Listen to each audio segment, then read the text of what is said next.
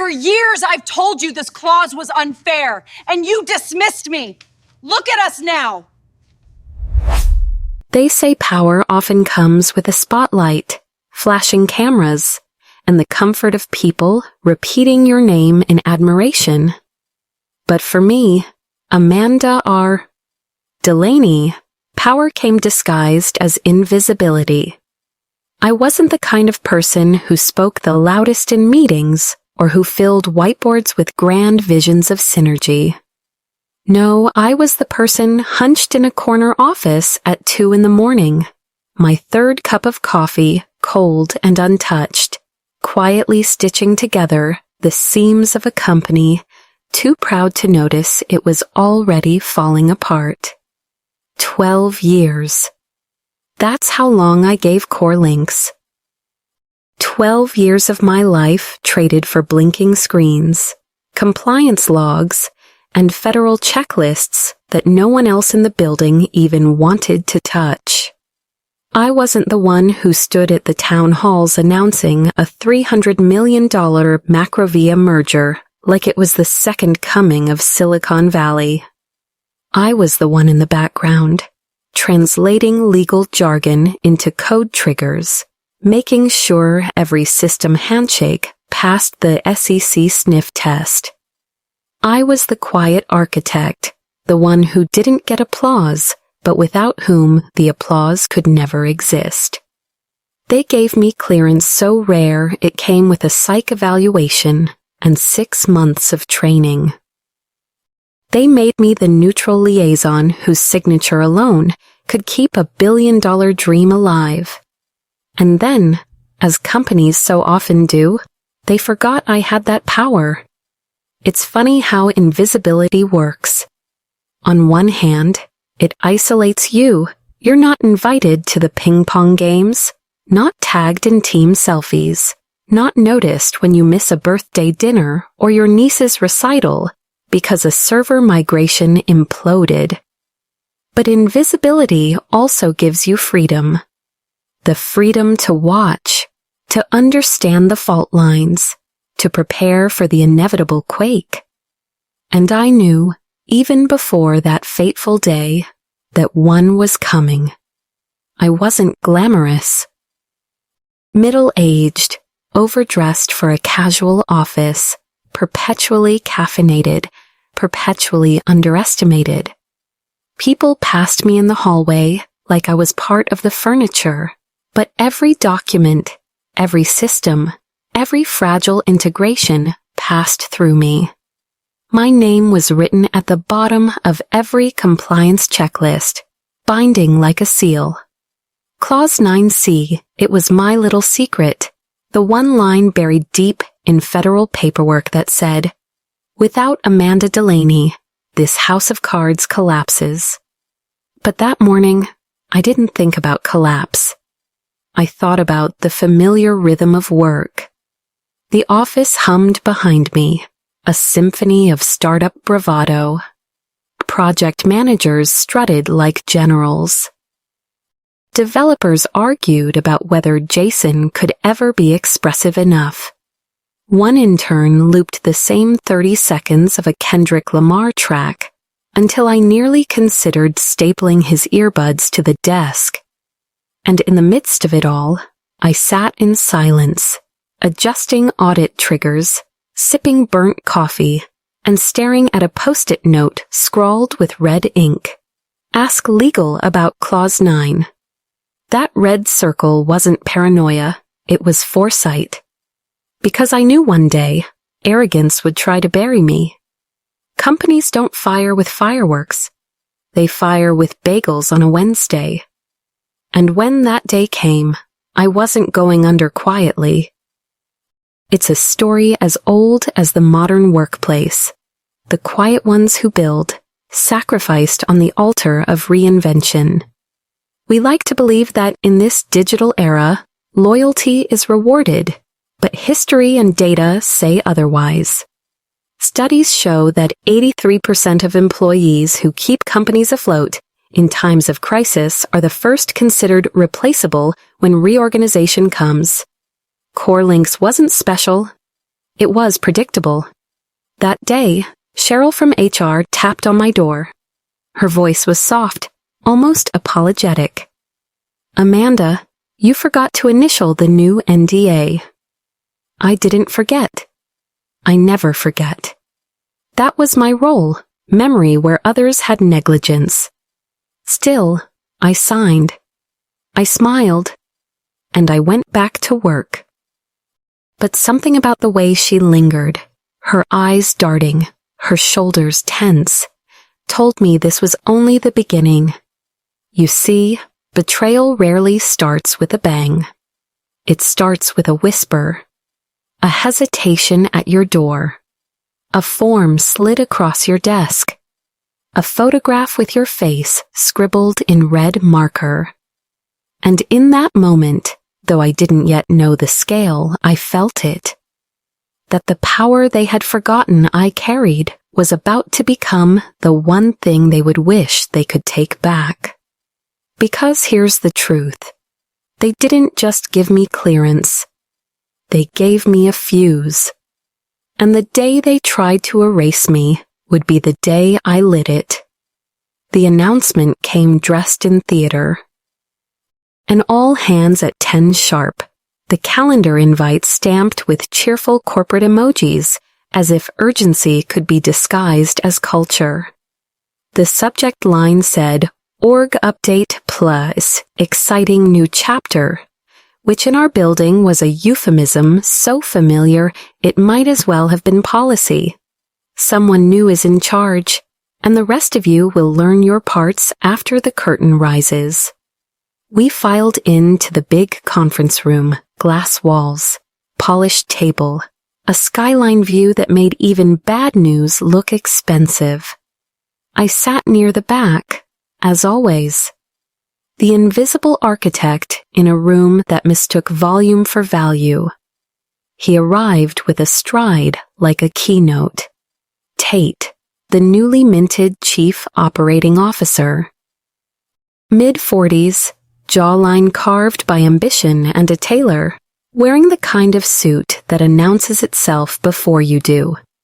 He didn't so much speak as cast spells, a torrent of breathless jargon, agility, modernization, attack our legacy rot, blitz the bottlenecks, each syllable polished, each phrase practiced. Around me, heads nodded.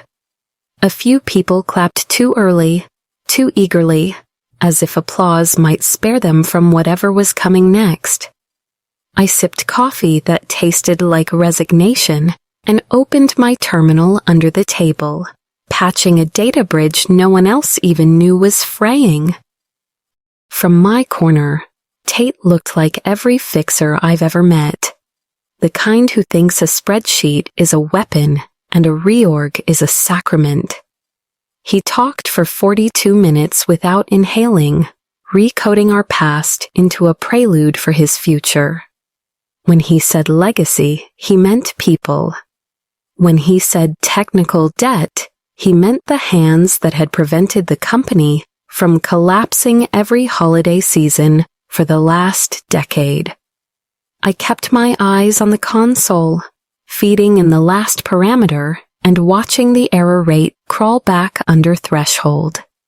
He was still mid-sermon when the packet loss went green. At 1, my inbox chimed. "Amanda, can we speak privately?" Cheryl from HR.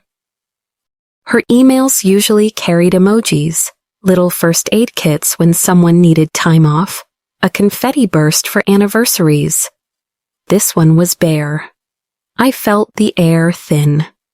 Bagsel Wednesdays, I thought. They always do it on a Wednesday. They moved me into a side room with frosted glass that made everyone outside look like ghosts. Cheryl held a manila envelope the way you hold a fragile truth. She wasn't alone. 2 HR colleagues flanked her, one with a clipboard and a pen poised like a blade. The other with eyes so carefully neutral it read like absence. "Amanda," Cheryl began, voice pitched for sympathy theater. after careful review of our evolving business needs. There's a script for this. You learn it by heart after 12 years in rooms where the same play runs on repeat with different actors. The buzzwords arrive first: redundancy, realignment, shifting core competencies, then the assurances. This isn't about you. Your contributions are valued. We thank you for your service. Then the instructions, clipped and practical, a choreography of exit. We'll need your laptop and badge by 3 p.m. Clipboard said. Security has been informed. Neutralize added, as if I might have returned with a torch. I didn't speak. I read. A page and a half of legal paste that reduced 12 years into a line item. Your role no longer aligns with the strategic vision. The word legacy floated there again, but colder this time, like frost on glass. I set the paper down and felt the smallest tremor under my ribs. Not anger, not fear. Precision. The click of a mechanism you've studied for months finally engaging. Any questions? Cheryl asked, as if the scale of erasure could fit inside a question mark. I shook my head. We can give you a minute, she offered, already standing. They left in a hush that mimicked respect. The door shut with the soft, careful gentleness people reserve for rooms where grief is expected. But I didn't grieve.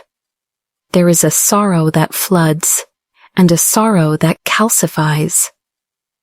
Mine had gone to stone months ago, when I first circled Clause 9C in red ink and filed a copy in a folder labeled contingency. Outside at the front desk, a photo of my face lay under a plastic sheet, the kind they use to protect a snack list or a lost and found roster. A red marker scrawl cut across my mouth. Do not let her back.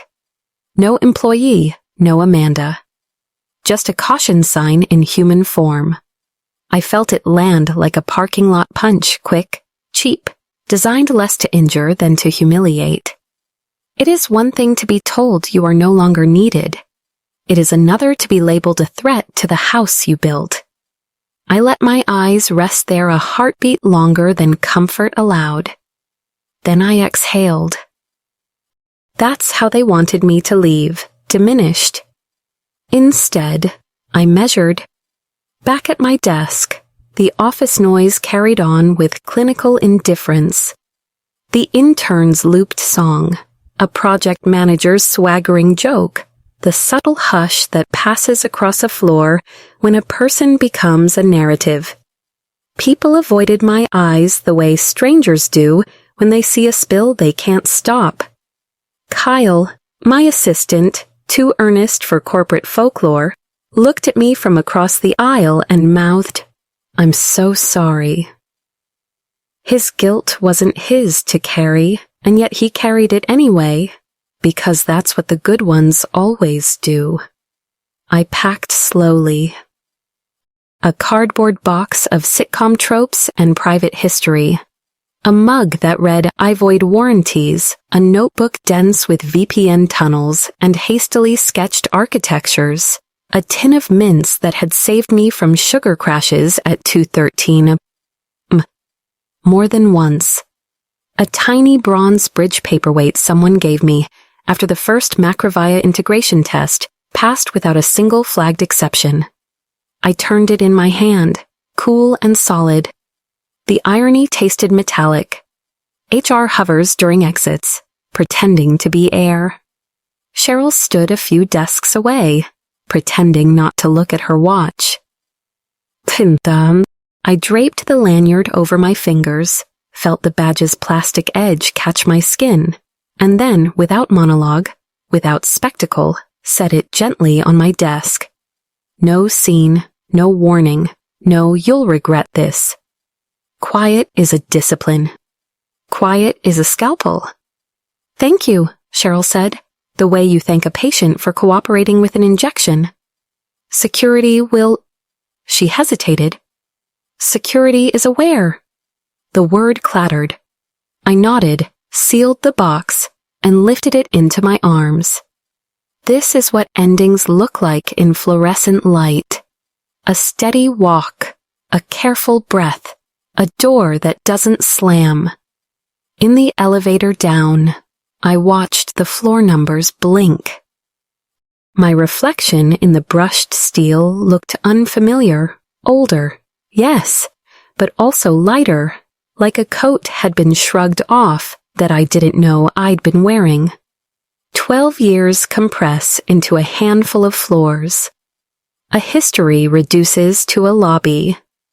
When the doors opened, the marble looked theatrical, polished, indifferent, reflective enough to return you to yourself whether you want it or not. At the revolving doors, I paused just long enough to feel the air change, cooler outside, thinner inside, and then stepped through. The box shifted in my arms, and something inside rattled, the small sound of benediction. The city was humming in mid-afternoon mode, traffic like a bloodstream, a siren far off dissolving into nothing. I set the box gently on the passenger seat, slid into the driver's side, and closed the door. The car became a capsule, soundproof, still. It's strange how silence can be louder than any applause. I rested my hands on the wheel and let my breath even out. My phone lay face down in the console, a small rectangle that contained both my past and the lever for what would come next. I didn't reach for it yet. I let the last 10 minutes replay, not as injury but as information. People love to frame these moments as betrayal, as if betrayal were the headline. But really, this was math. They had removed what they thought was a replaceable part. They had, with ceremony and jargon, cut out an organ and expected the body to continue its jog. I thought of Tate, of buzzwords slung like confetti. I thought of my face under plastic with a red scrawl through my name. I thought of Kyle's wide eyes and of the nights I spent shoring up old code so the morning could pretend to be modern. And then I thought of a document, 5 binders thick, where my name sat on the bottom of every page like a pressure plate. Clause 9C, termination without substitution, voids compliance. Not a threat. Not revenge. Design. I turned the phone over. The screen woke at once, a familiar glow. There was a message from HR, an automated checklist assigning me tasks I would never complete. Exit survey, benefits link, a canned line about how they valued my contribution. A new email sat above it from the CFO, subject line. Quick clarification. Of course.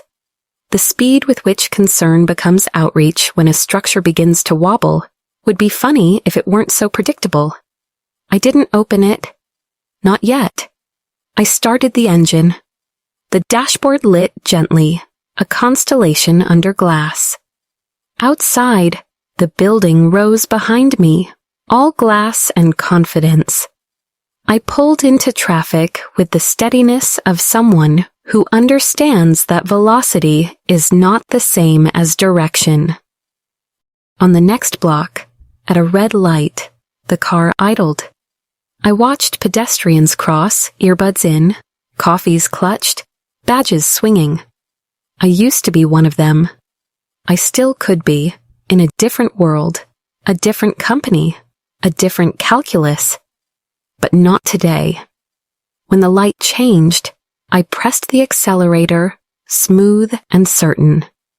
Precision is a rhythm you keep even when other people mistake it for silence. They had written me out of their story. They had taped my face to a desk and tried to reduce a life to a lanyard.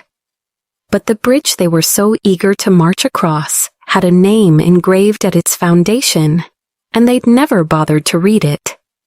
They would. Soon.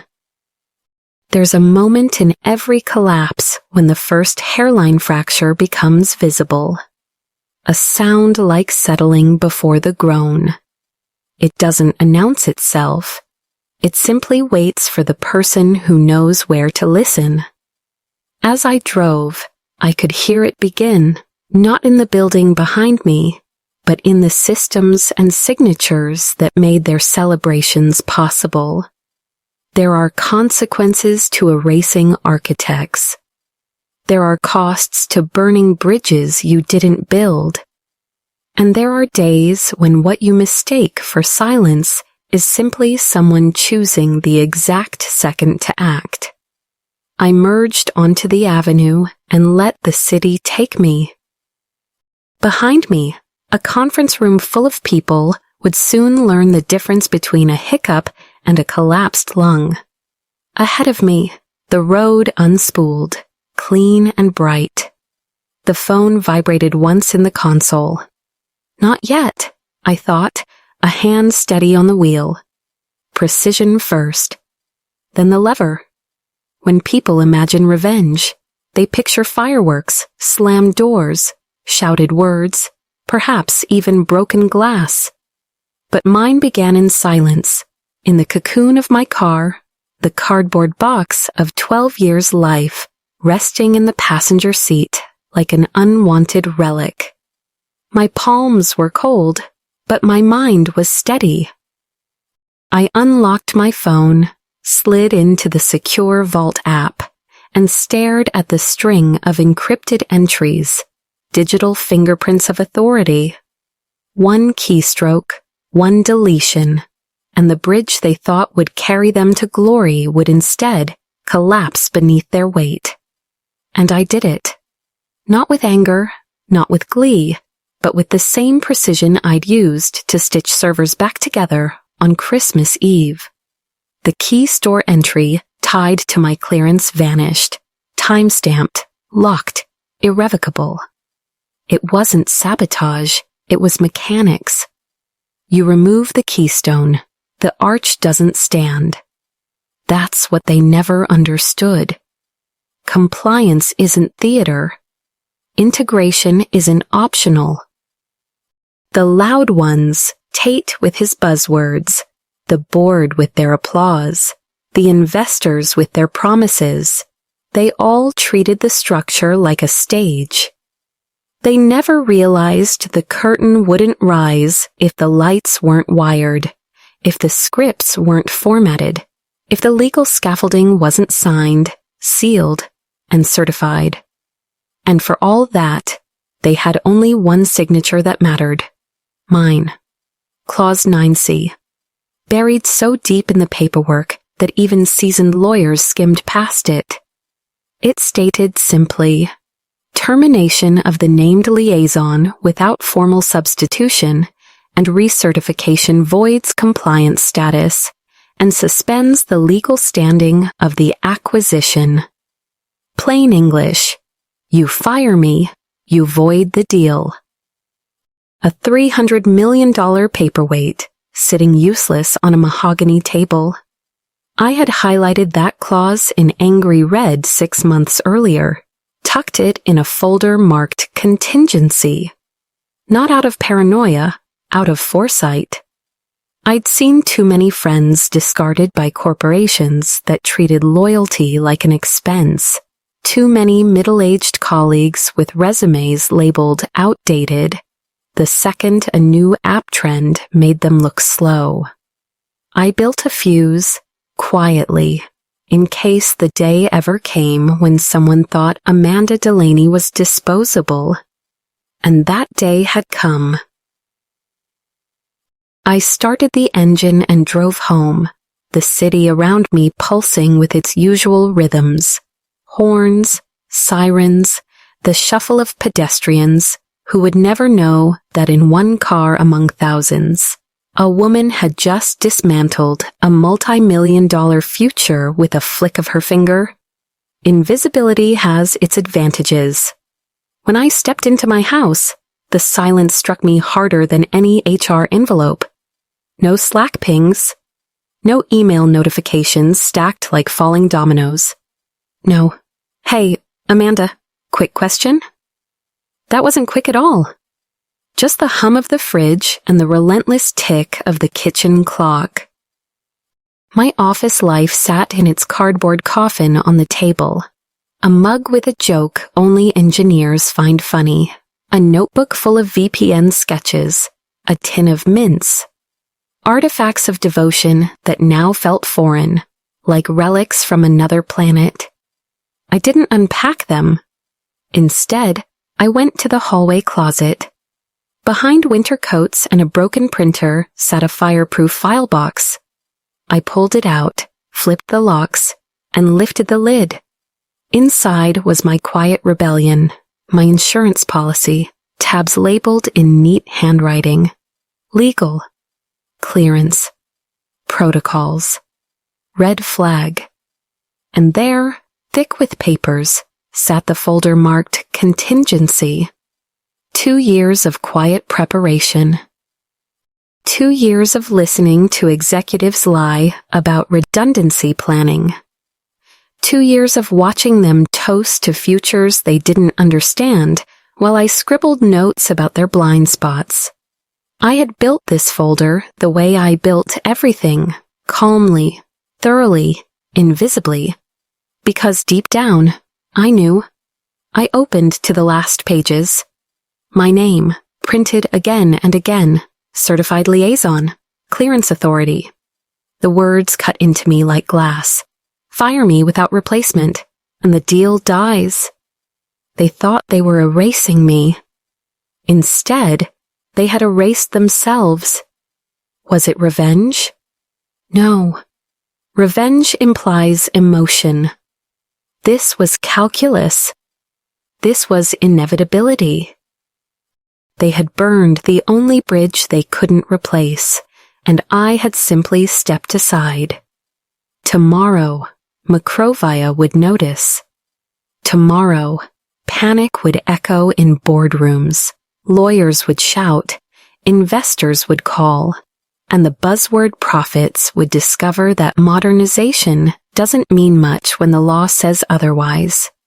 But tonight, I sat in my quiet home, tracing the sunlight on my carpet, feeling not rage but clarity. Because sometimes power doesn't come from standing in the spotlight. Sometimes power comes from being the one person who knows exactly which thread, if pulled, unravels the whole tapestry. Morning light spilled across my kitchen table, soft and golden, the kind of light that usually promised peace. But peace was a luxury I no longer believed in. In front of me lay the folder labeled contingency, its edges worn from the countless times I had traced my finger across it, wondering if I would ever need to use it. Now it wasn't just paper. It was dynamite, lit and waiting. At exactly 9:03 a.m., my phone vibrated. A name I knew well, Macrovia Compliance. Greg Taylor? His voice was brisk, cheerful, as though he were still basking in the glow of a nearly completed $300 million acquisition. Amanda, hi. Just checking in. We were expecting your final sign-off this week. Are you calling to confirm? I closed my eyes, leaned back, and let the weight of his words sink in. Confirmation. That single signature. The only bridge that mattered. My voice came out calm, even flat. Not exactly. They terminated me yesterday. Silence stretched across the line. I could hear his breathing hitch, the shuffle of papers, frantic clicks of a mouse. I'm sorry, what? I'm no longer employed at Core Links. Badge revoked. Systems access disabled. I thought you might want that information before proceeding. The shift in his tone was immediate. panic in disguise. But you're the named liaison. Your credentials are hardwired. You can't just— That's correct, I interrupted gently. I'll send you formal notice. Wouldn't want any ambiguity. And with that, I hung up. No dramatics. No victory cry. Just the precision of a surgeon slicing through a spinal cord. I stared at the folder in front of me, Clause 9C printed in black and white, and I almost felt sorry for them. Almost. By noon, whispers had begun in the Core Links building. Kyle, my assistant, texted me. Everyone's freaking out. Legal is blaming compliance. Compliance is blaming legal. Tate says it's a temporary credentialing bug.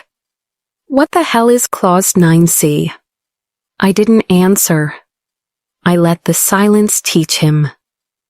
Some lessons aren't given in meetings. They're carved into you when the ground splits beneath your feet.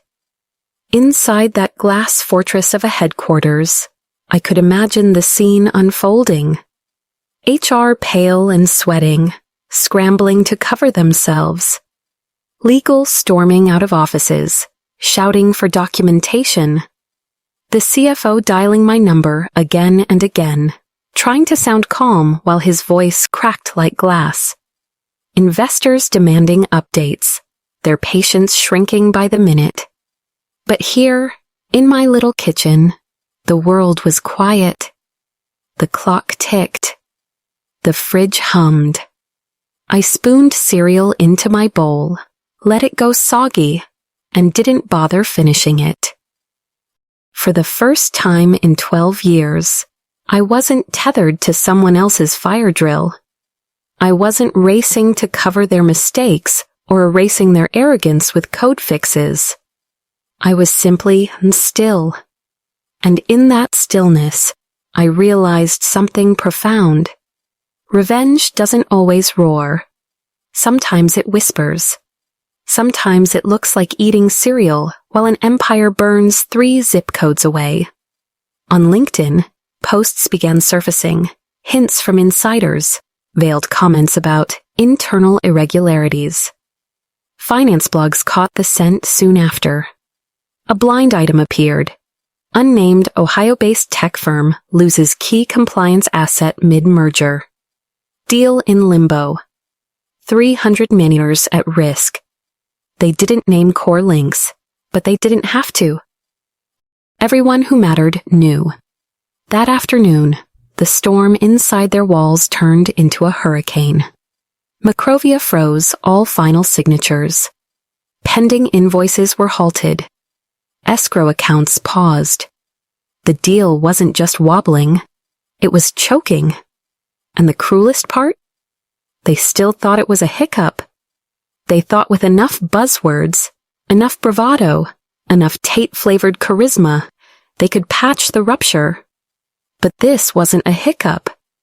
This was a collapsed lung. And I was the missing oxygen. I poured myself a second cup of coffee, reheated from yesterday's pot.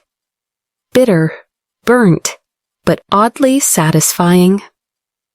Outside my window, the neighbor's Christmas lights still blinked in March, a stubborn defiance against time itself.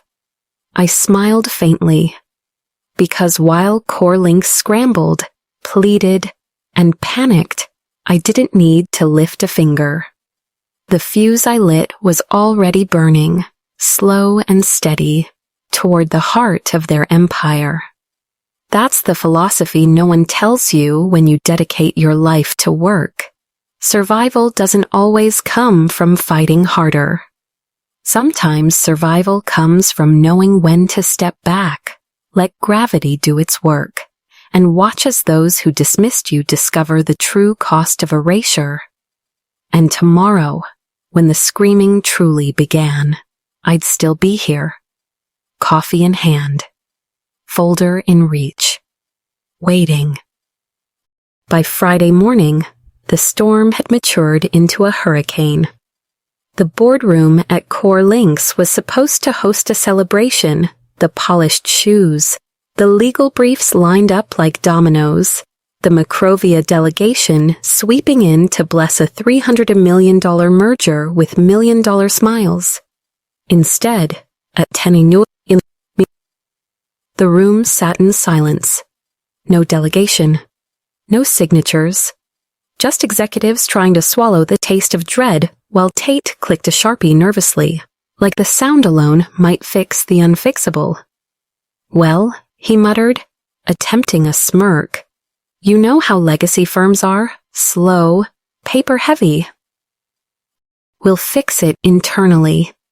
He repeated that last line like a prayer, but everyone in the room already knew.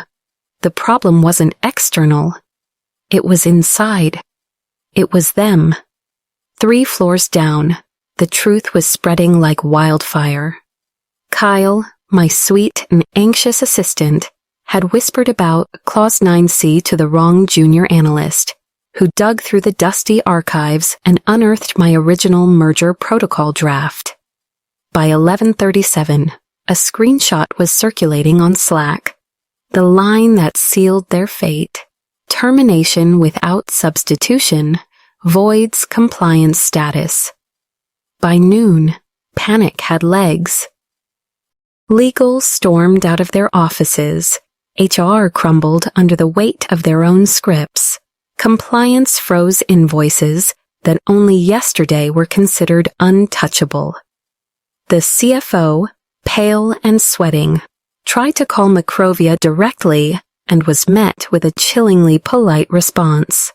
We are currently reviewing internal documentation irregularities. Please stand by. That's corporate speak for, you screwed up and we're not cleaning up after you. Meanwhile, I sat at home in sweatpants, pouring almond milk over cereal I didn't plan to eat. My laptop pinged with a system alert. Secure access handshake attempt failed. Key mismatch. It would keep happening, again and again, like a metronome reminding them of their mistake. This was no longer just corporate collapse. It was public spectacle. On LinkedIn, whispers turned into shouts. A photo from my last day leaked, my face taped to the front desk with "Do not let her back," scrawled in red. The caption beneath it read, "How you treat your veterans tells the rest of us everything we need to know." The post exploded overnight. Former employees chimed in, clients screenshot it, even Macrovia's chief compliance officer quietly liked it. For a company that lived and died on reputation, it was the equivalent of blood in the water. And me? I was calm, serene, almost. Not smug, smugness fades. This was something deeper.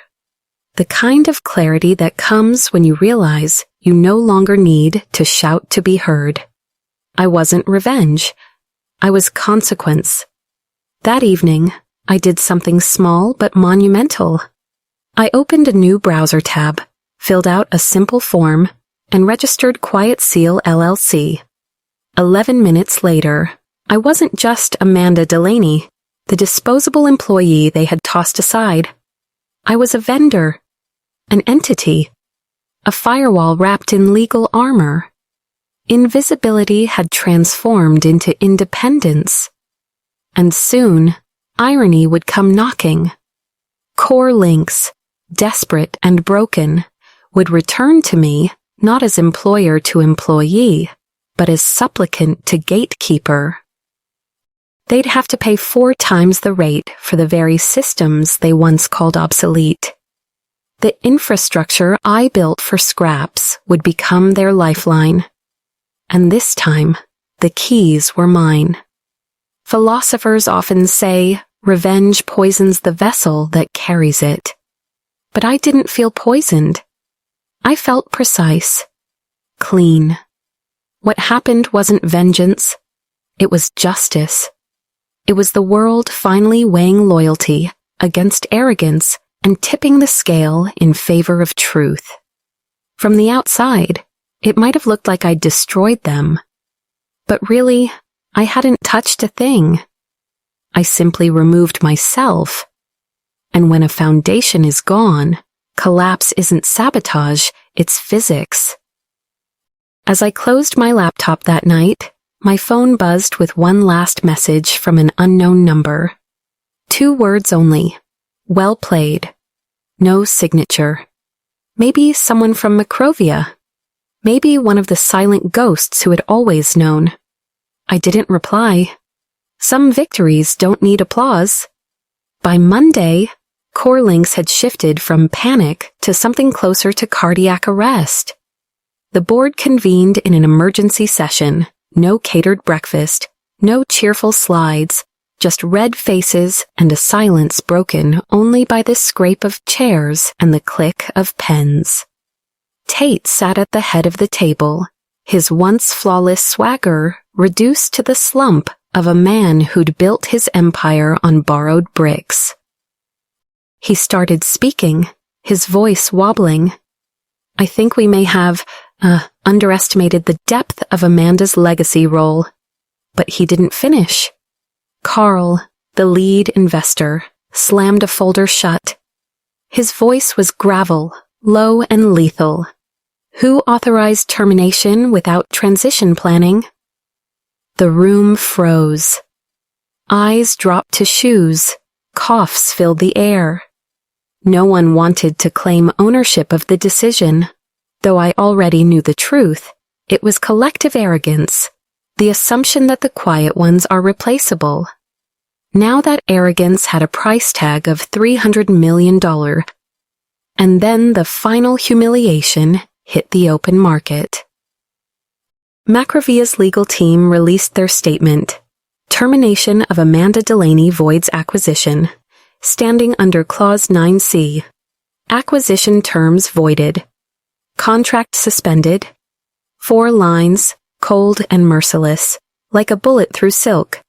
CoreLink stock nosedived. By noon, analysts were writing obituaries disguised as industry commentary. That same afternoon, Tate tried to salvage what was left with a desperate gamble. HR sent an email, shiny as tinsel but shaking at its core. Double my salary, a new title, enhanced authority, a lifeline wrapped in glitter. Daniel, my lawyer, forwarded it to me with a single line. Do we ghost them or reply? I told him to reply. His email was surgical. Ms. Delaney appreciates your revised offer. However, she no longer holds employee status at CoreLink Systems. Should your organization wish to re-engage her expertise, Quiet Seal LLC is available for limited licensing of relevant services. Market rates apply. Retainer required. Engagement subject to availability. No threats. No begging. Just terms. Clear, professional, undeniable. The irony tasted sweet. They hadn't just lost me. They had created me. The disposable employee had become a company. And now, if they wanted access to the very infrastructure they once deemed legacy, they would have to come to me on my terms. 4 times the rate. No complaints, no negotiations. That evening, a courier arrived at my door. A man in a blazer, clutching a manila envelope with the desperation of someone carrying hope already half broken. I didn't answer. I watched him pace on my doorbell camera, muttering into his phone, leaving the envelope wedged in the door. The wind blew it away an hour later. I never picked it up. I didn't need to. I already knew what it said. Apologies, promises, perhaps even reinstatement. But reinstatement was impossible. They still thought this was about a job. They didn't understand that I'd already built a new world from the ashes they left me in. The next morning, another courier arrived, But this one carried no desperation. The box was square, velvet, embossed with a gold seal I recognized instantly. Macrovia. Inside, nestled in silk, was a handwritten note from their CEO. 6 words only. Next time, they'll know who built the bridge. Recognition. Not applause. Not confetti. But validation, the kind that doesn't scream, but lands with the weight of truth. My hands trembled, not from fear, but from the quiet gravity of finally being seen.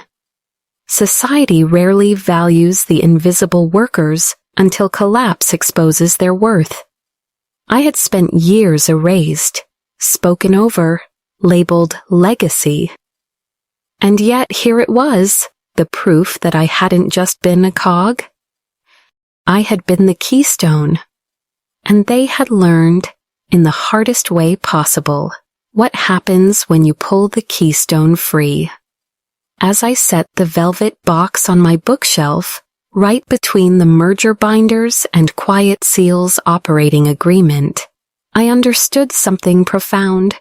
Revenge hadn't been my goal. Clarity had. Freedom had. And finally, both were mine. The sun streamed through the blinds of my home office, cutting golden stripes across a desk that no longer smelled of burnt coffee and stale ambition. Instead, it smelled of pine and fresh beginnings. 3 monitors lit up before me, none of them tethered to Slack pings or the hollow urgency of Tate's late-night emails. On one screen glowed the logo of my newly minted company, Quiet Seal LLC. By Tuesday morning, the irony had crystallized into reality.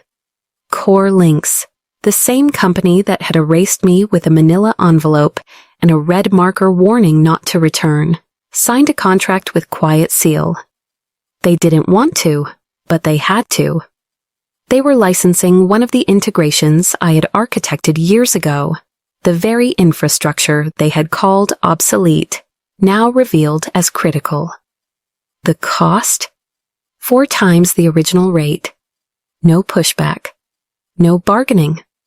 Because this time, they knew. I leaned back in my chair, hands wrapped around a warm cup of coffee, and let myself breathe. No drama. No fire drills. Just clarity. Outside, the world kept spinning. Inside, I felt like I had stepped into the place I was always meant to be.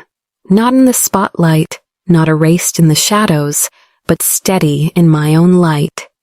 The corporate storm still raged beyond my walls. On LinkedIn, the leaked photo of my face, marked with "Do not let her back," had turned viral. Thousands of comments flooded in, some from strangers who had never met me, but recognized themselves in my story. The forgotten employees, the quiet builders, the invisible architects. People wrote, "This is me. This is my company. This is my fear." And in their voices, I found an unexpected kind of solidarity. One message stood out. It wasn't from a peer or an employee. It was from Macrovia's COO, short and sharp, respectfully requesting your terms. A corporation that once saw me as an afterthought now sought me as an equal. Maybe not even equal, maybe as the very foundation they needed to rebuild. I smiled as I typed my reply, not out of cruelty, but out of understanding. Because this was never about burning bridges. It was about reminding them who built them. As I set my coffee down, I thought back to that humiliating day. Cheryl's voice rehearsed and apologetic, the photo at the front desk, Kyle's wide-eyed guilt. 12 years reduced to a line in HR's script. But what they failed to understand is that humiliation, when carried with quiet dignity, can transform into leverage, into freedom.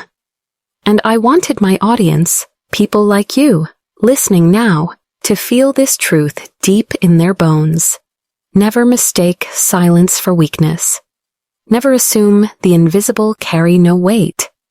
Because one day, when arrogance pushes too far, it is often the invisible who hold the final key. I didn't chase revenge. I became the terms. That's the philosophy I carry now, and the one I offer to you. Build your bridges with care. Honor the ones who keep them standing.